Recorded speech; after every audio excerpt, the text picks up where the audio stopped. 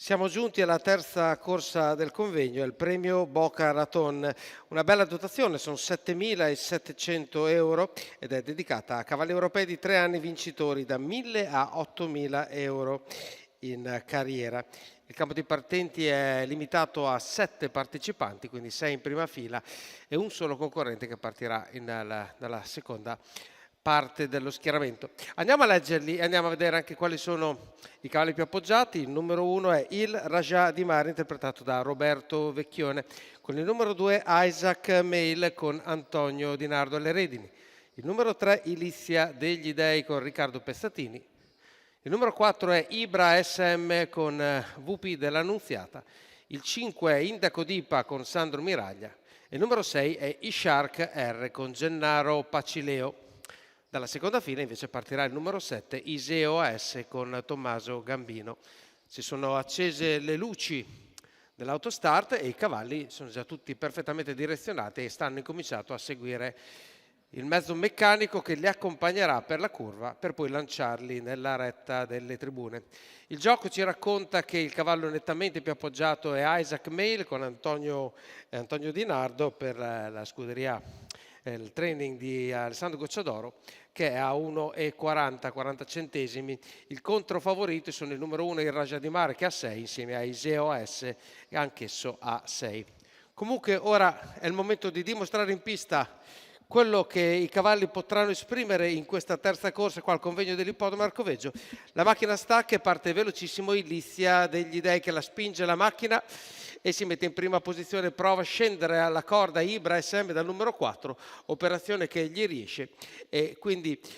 davanti a tutti appare Riccardo Pezzattini con Ilizia degli Dei, partito e ora che si sta prendendo un po' di vantaggio, poi il numero 4 di Ibra SM, poi tutti gli altri 200 metri in 14,9 con Riccardo Pezzattini che si tiene due lunghezze di vantaggio rispetto a tutto il gruppo che cerca di consolidare le rispettive posizioni per poi dare via agli svolgimento tattico della corsa stessa.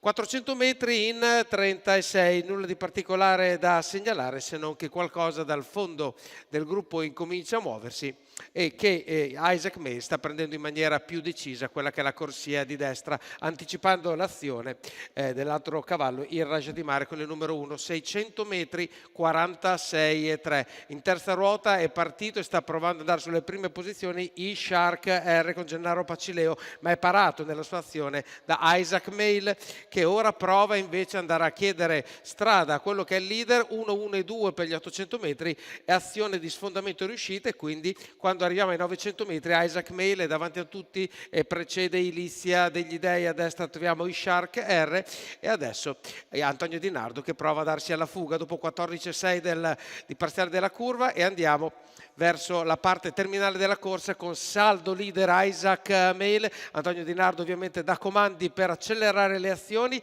e si va da 14,4 i 200 metri delle scuderie mentre invece perde quota Ilizia degli Dei che ormai sta abbandonando chance sicuramente anche per i piazzamenti. Arriva a completare l'ultima curva Iseo Isaac S Mail, squalificato. 14,8 Isaac Mail, se ne va